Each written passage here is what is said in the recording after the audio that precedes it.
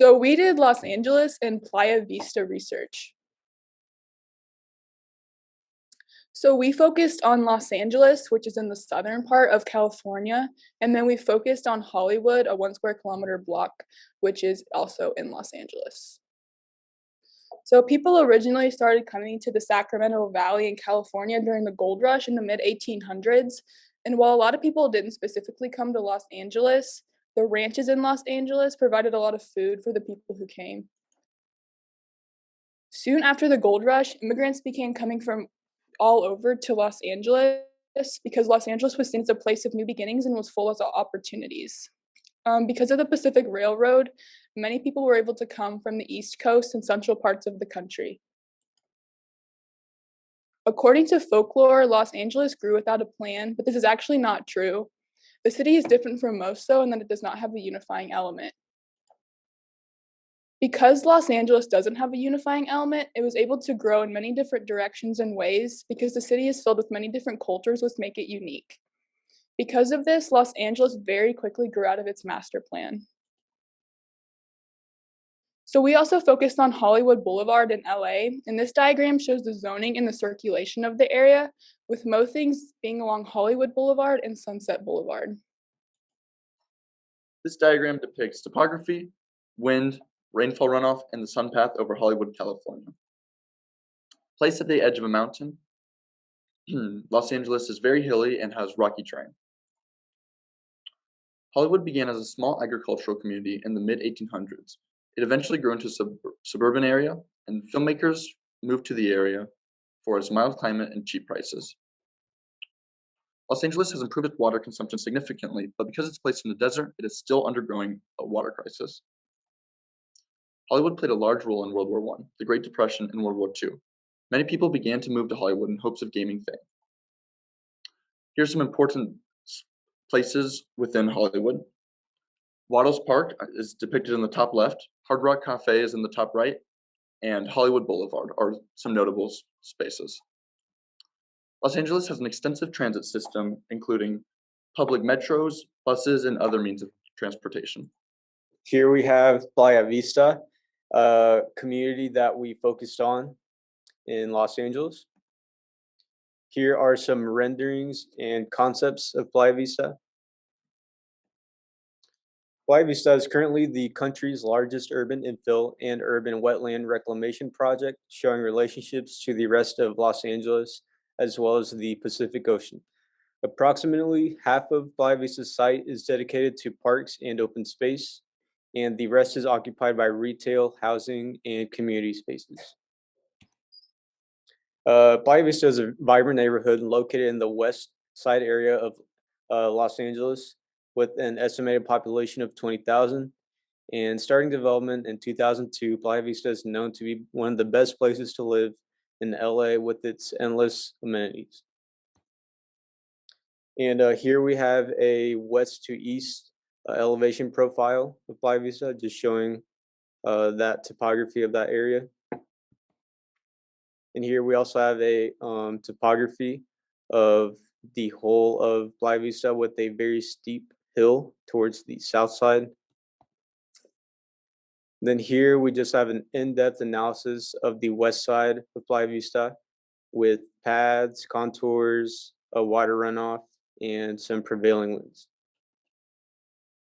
Playa Vista uses a gridded pattern that has been laid out to create walkable, accessible districts that optimize traffic flow. In the top right corner, we have the original site plan, and in the bottom left is the new site plan.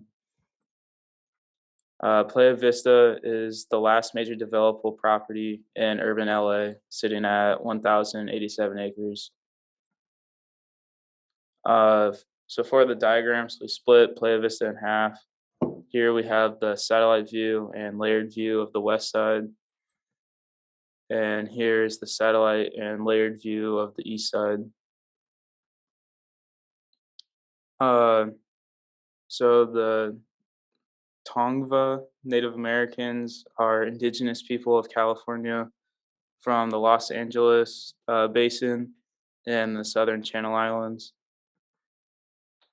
During the construction of Playa Vista, about 1,000 Native American remains had been found because this used to be a sacred burial site for the Tongva people. The Ballona wetlands were highly degraded since it was used for the manufacturing, testing, and development of aircrafts. It was also used for farming, oil and gas mining, and later aerospace. The remaining natural features are only remnants of their original state. This was one of the largest natural restoration projects undertaken in U.S. history. Once restored, the wetlands will include 190 acres of saltwater marsh, 26-acre freshwater marsh system, a 25-acre riparian corridor, and nearly 100 acres of dunes and upland habitat, creating one of the largest native habitats in any other major city.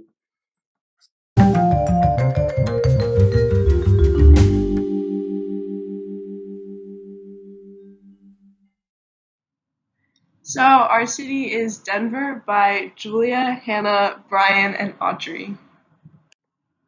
So Denver is in North America on the west side of the country. So Denver is on the edge of both the Great Plains and the Rocky Mountains. The majority of the Great Plains is flatland, but in Denver the elevation starts to slope upwards. On the east, north, and south side of Denver, it's all surrounded by high plains, and then the west side is mountains. So our smallest city is Lodo, Denver, which is lower downtown Denver. Lodo, Denver in 1980 was considered a sketchy part of Denver. It was mostly rundown buildings and boarded up. Then 20% of the buildings were demolished due to policies. Lodo's goals were to have historic preservations of the buildings that were still standing and promote social and economic vitality, and then also keep a well-maintained and easily accessible parks as well as gathering spaces. This is Lodo, Denver's analysis maps. It shows the circulation and the rails as well as the rivers and parks. And then this diagram shows the sun relation to the city. So currently, Lodo is known for its nightlife as well as its active streets during the day, and then its historic preservations for Union Station. Lodo has endless amounts of restaurants and bars that you can go to during the day as well as the night. And most of its buildings are 2 stories, so the first floor is retail and then the second floor is residential. There's a lot of sustainable features, which includes a historic building which only rents to organizations and companies focused on sustainability. There's also a lot of nature preservation. There's multiple parks through Lodo, including the Riverside Park, Confluence Park, and the Cherry Creek Trail for bike riders. This is the section of Lodo, so you can see where the river goes down and how, as it goes east, it does become higher. This is the zoning map, so there's a lot of commercial use alongside the river and a lot of retail in the main district, and there's also a college to the north or southwest area.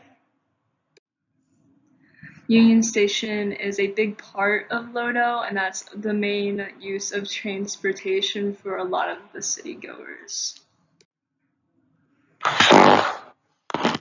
next area we looked into of Denver is Stapleton. It has gotten changed its name to Central Park because of many of the communities wanting the change.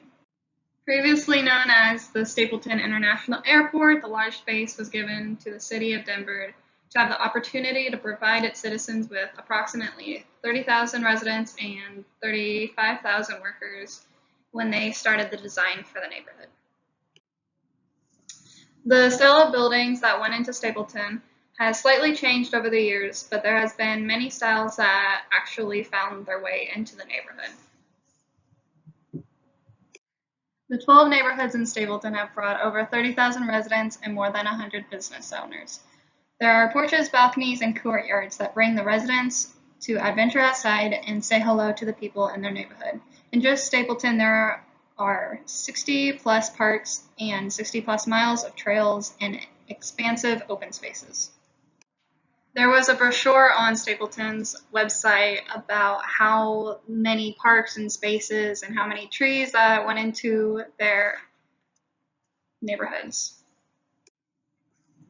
There are over 60 parks to go with the envision that they had for the neighborhoods when people spend more time outside walking or riding instead of driving. There are 62 miles of bike and walking trails connecting to Denver's 800-mile network. Over 39,000 trees have been planted throughout the community.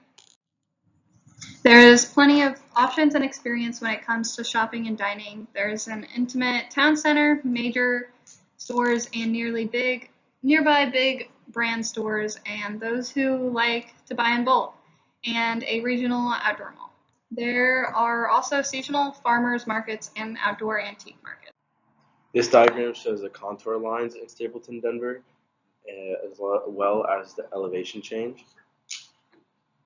This is a section elevation of the main Central Park Boulevard Road as it goes opposed to the elevation change.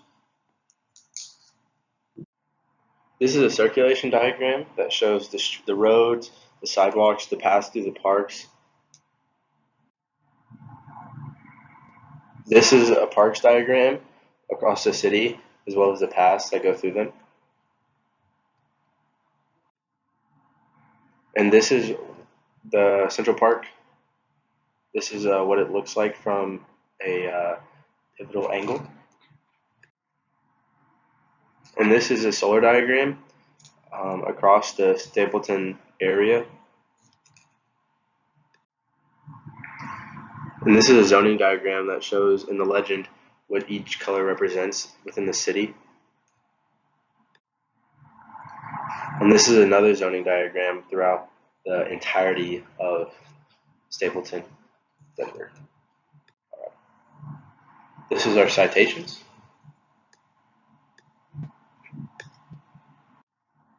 This is our second citations. Adios.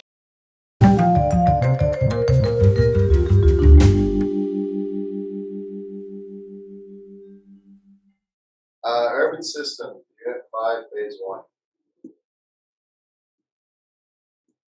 Our first site that we chose was in Scottsdale, Arizona. Then on this slide, we have the site diagram there, looking at the left, kind of showing everything that's located on the site. And then on the right, we have the site relations, showing everything, how it's organized. On the left side there, you have the site analysis, kind of showing the flow as well as the solar and wind diagrams. And on the right, you have the land use, kind of showing the built versus the unbuilt relationship on the site. Here's some of the transportation systems in Scottsdale. We have a bike share bus system as well as a trolley and light rail system. Sustainable features include water conservation, desert preservation. Here's some of the Google Earth images of open.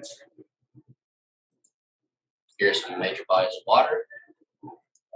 Here's some of the major body of waters that are near or surround Scottsdale, along with Lake Pleasant was, we couldn't do scuba diving, so there was part of that was, I believe, was a old quarry. Your home styles. Majority of the houses you'll see are going to be a mid-century modern, a ranch, or a Playboy revival. And they're usually going to be one story, sometimes maybe two, depending on the area. So your plant life. Here's some of the common plants you're going to see in Scottsdale. The next city that we chose is Mexico City, Mexico. So this is a satellite view of the University City in Mexico City. The image on the left is a topographic with solar orientation and circulation, as on the right is a figure ground with the Kevin Lynch style of diagramming. And then this image is spatial organization as well as parks and trails. Some history about Mexico City. So on March 18th, 1325, the Aztecs established Mexico City. After Spanish invasion, they drained the lake. And then in 1821, Mexico City won their independence. They also hosted the 1968 Summer Olympics. So the past versus the present. In the past, it was mainly Aztec buildings and traditions. And then now with 9.21 million people, they have a very diverse urban system. These are the climate patterns in the area. They range from semi-dry to wet and semi-cold. This is a map of the topography of Mexico City. And then Mexico City is sinking. During the last century, Mexico City has sunk 29 to 36 feet. And this is because it's built on a dry lake bed and there's a lot of seismic activity. This can lead to broken pipes, unsafe subways, and threats to the architecture. Here's some of the transportation patterns in Mexico City. It includes a bike share bus system and a transit system. Sustainable features. Mexico City is actually one of the most polluted places on earth, but in recent years they've added bike shares, green walking places, and more parks. Here are some Google Earth images as well as Street View. Here's some plant life you're going to see in Mexico and near Mexico City. So your home styles. Most of your home styles you're going to see are going to be the bottom right. I'm not sure how to pronounce that, or the Adobe Ranch. Here's some of your bodies of water in Mexico. These are some of the major rivers and lakes that surround Mexico City. This is our site page.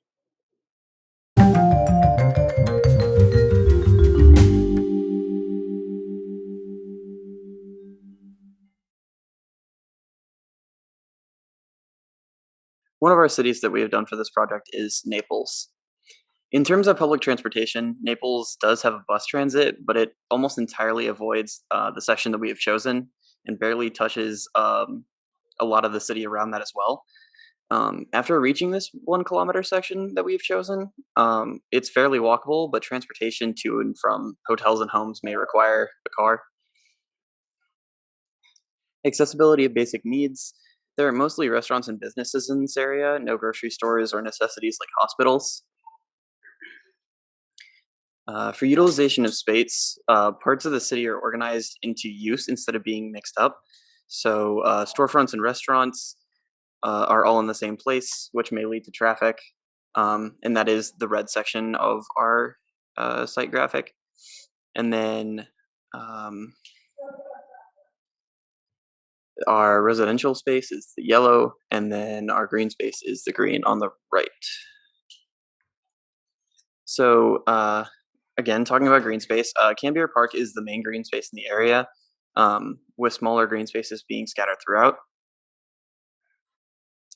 For solar orientation, the sun doesn't change a whole lot throughout the year, with it being slightly, of course, lower in the sky during the winter months.